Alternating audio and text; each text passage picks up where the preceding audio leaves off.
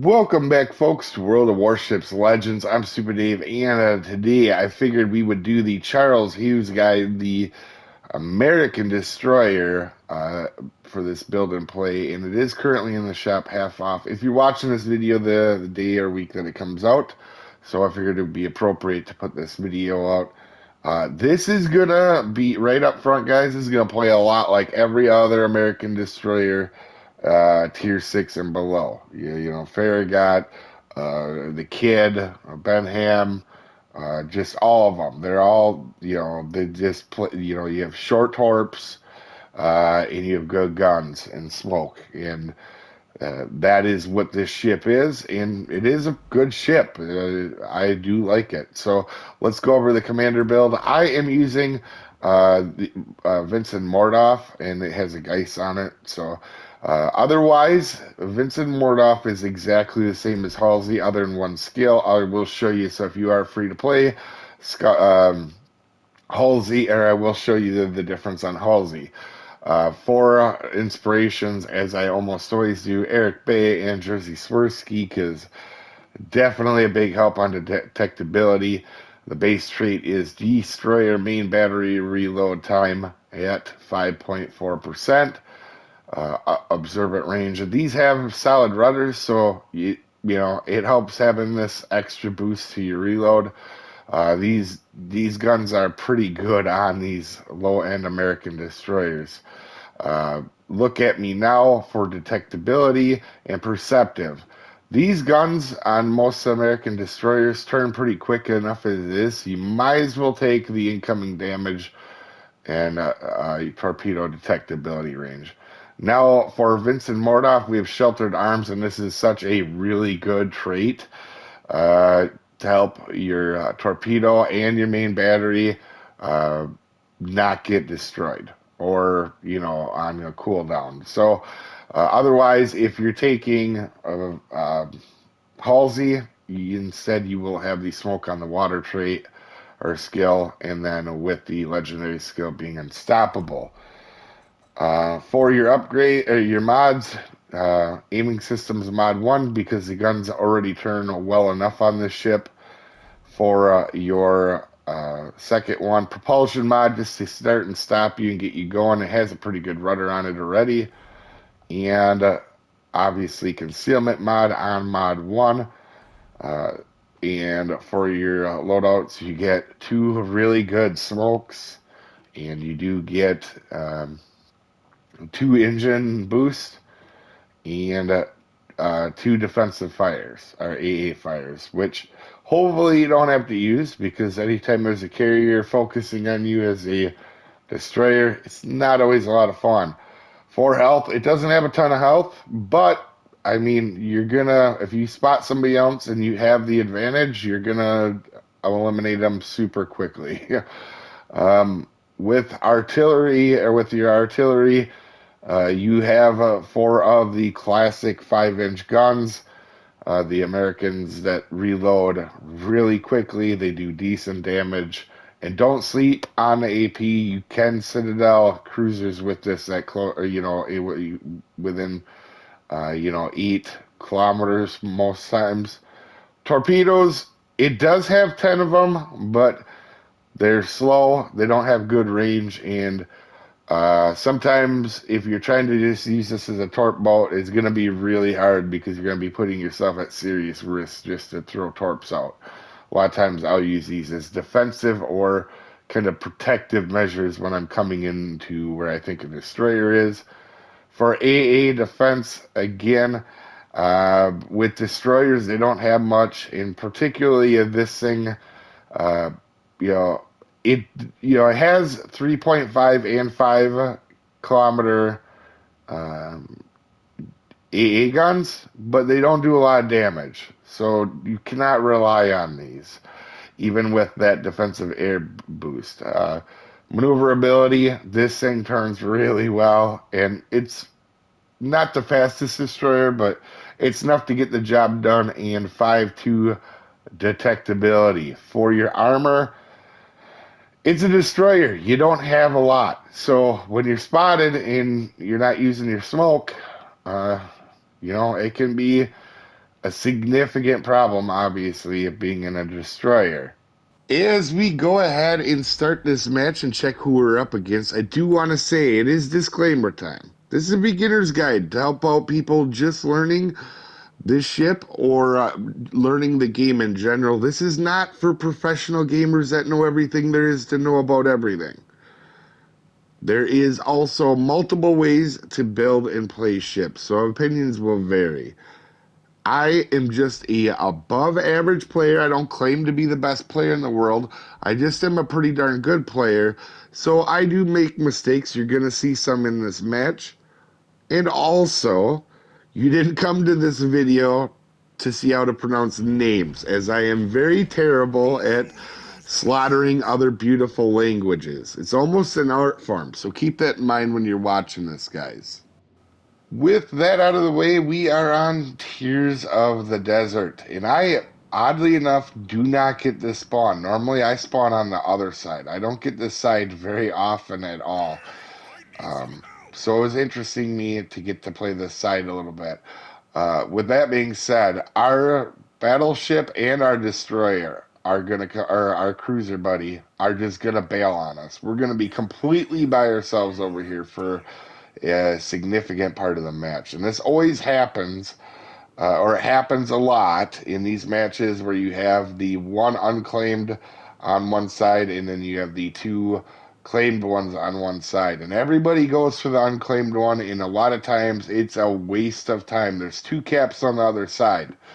It's easier to control two caps from one side than just fighting over one. Now, it'll be interesting how this plays out, but I thought this was a really good match to showcase as a destroyer, because it showcases you have to know when you're going to win the battle, and you have to choose when to pick a battle. So I'm not located, which means, as always, for me, it means either I'm playing against a not very good player or a not a very aggressive player. That's almost always what I find when I'm not located. If somebody isn't using twist and track or perceptive, that's generally the case. As you see, all our teammates head to the other side. But yeah, if somebody doesn't have twist and track or perceptive and you're not located, that generally means you're probably going to win that fight if you're a decent player. So, knowing that, you can see I'm backing off a little bit. And the reason is this destroyer's got support and I don't. So, and like I said, instead of ripping on teammates or calling them bad players, I adjust to the play style. Instead of going in there and getting murdered by a cruiser, a destroyer, and a battleship, I'm just going to be a little bit careful and try to spot what I can for right now. Now, because everybody went to that other side of the flank, they are actually winning that side of the flank, surprisingly. A lot of times that ends up being just an all-out, brawl that sometimes doesn't get very productive.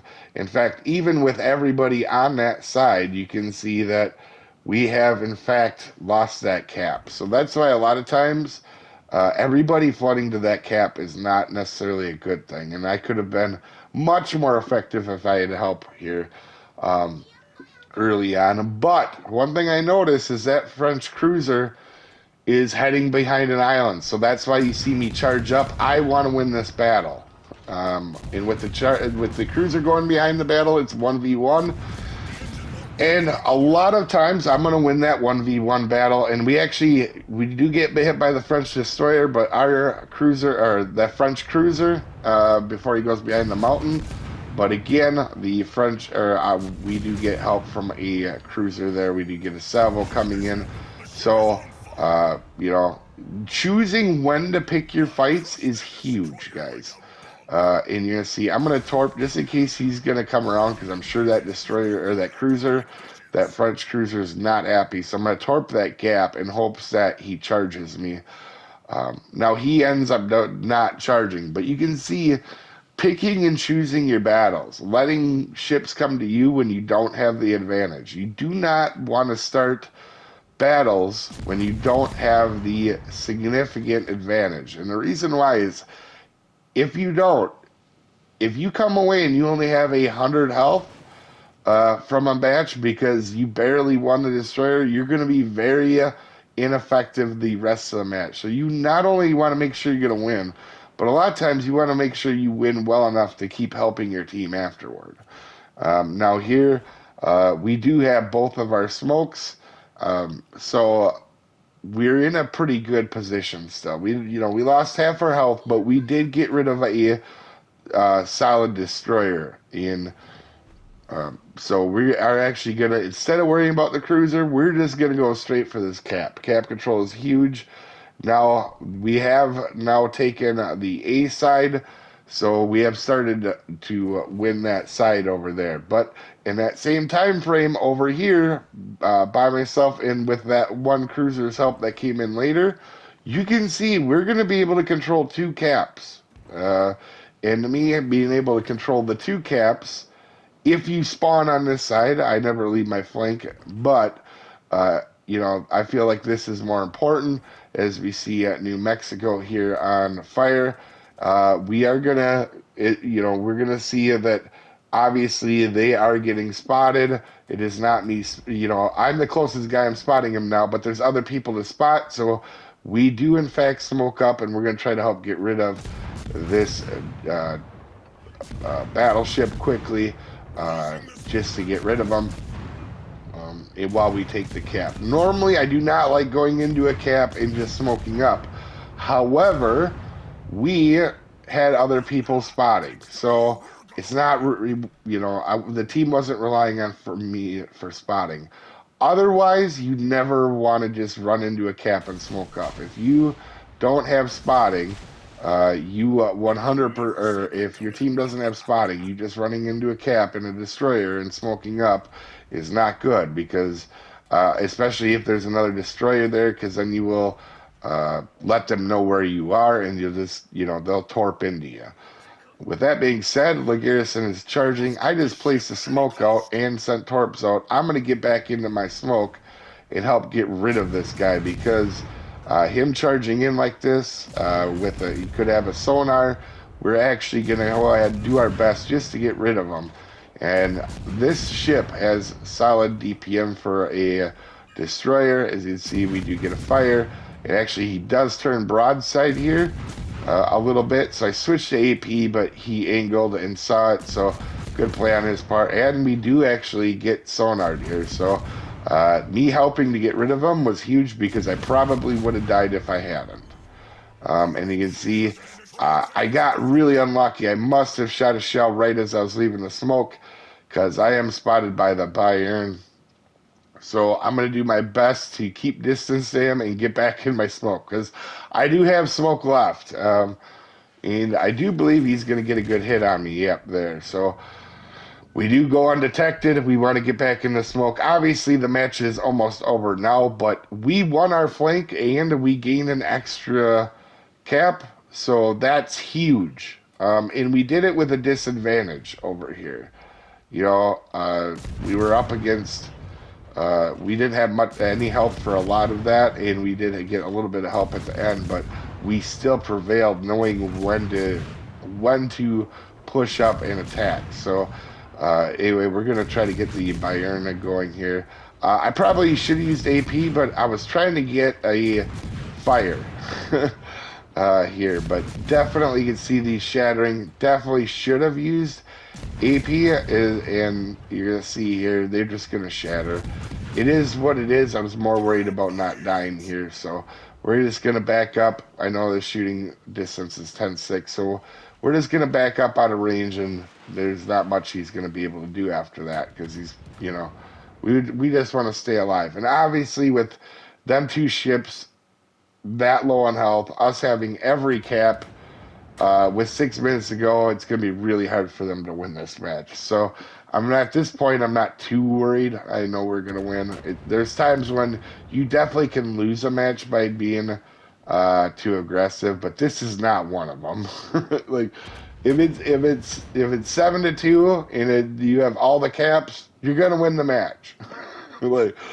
So, but anyway, he's gonna get close to the end, and I'm gonna try to get a little bit more XP here, because I'm gonna wait till he shoots his guns, and then I'm going to start firing. So you can see he shot his guns there. We're going to go ahead and start unloading right here at the end because there's not much time left, and it'd be nice to get a couple shells on him here. Again, should have used probably AP. The HE shatters a lot, but that's, you know, one mistake I made there, and I do make them obviously.